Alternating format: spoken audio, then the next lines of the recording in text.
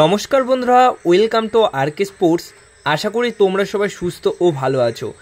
তো এই ভিডিওতে দুটো আপডেট শেয়ার করা রয়েছে।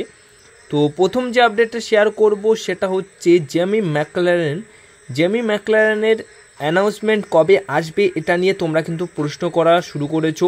কারণ এক এক করে প্রথম সাইনিংটা তো মোটামুটি অ্যানাউন্সমেন্ট করে দিল বিদেশি সাইনিং নিয়ে।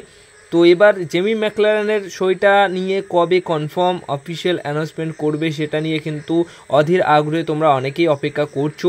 তো বলে দিই যে এই মাসেই সব কটা বিদেশি প্লেয়ারের অ্যানাউন্সমেন্ট করে দেওয়া হবে এবং একটা বিদেশি প্লেয়ার দিয়ে কেবল শুরু হলো।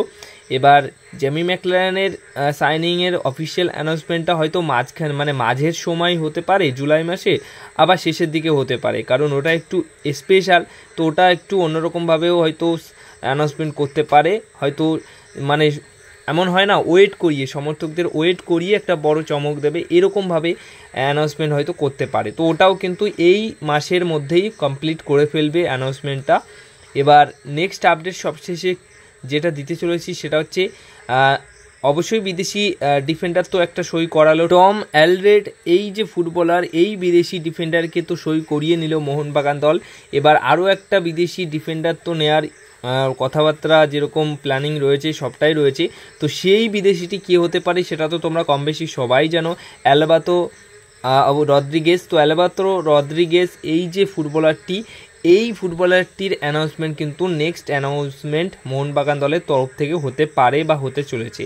এবং দুই ডিফেন্ডারকে যদি তোমরা দেখো, মানে দুজনের উচ্চতা, দুজনের ফিজিক্যালিটি, দুজনের ভালো খেলার অভিজ্ঞতা সব মিলিয়ে কিন্তু মোহনবাগান দলের ডিফেন্স, আনোয়ার এবং এই দুই সেন্টার ব্যাক পজিশনের বিদেশি নিয়ে সেরা ডিফেন্স কিন্তু মোহনবাগান দলের হতে চলেছে।